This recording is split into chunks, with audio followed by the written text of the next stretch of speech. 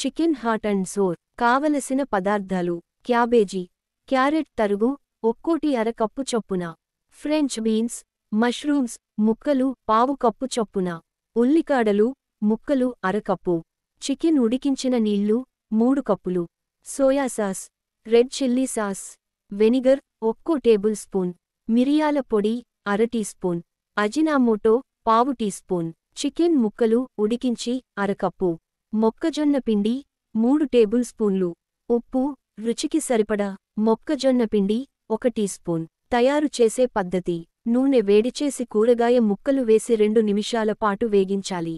తరువాత చికెన్ ఉడికించిన నీళ్లు, సరిపడినన్ని నీళ్లు, soya sauce, red chilli sauce, vinegar, మిరియాల పొడి, అజినామోటో, ఉప్పు, చికెన్ ముక్కలు వేసి ఉడికించాలి.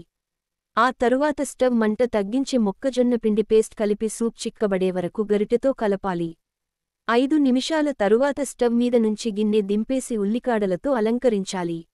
గుడ్డు కలపాలనుకుంటే సూపుడకడం మొదలయ్యాక మొక్కజొన్న పిండి కలపకముందే గుడ్డును వేయాలి.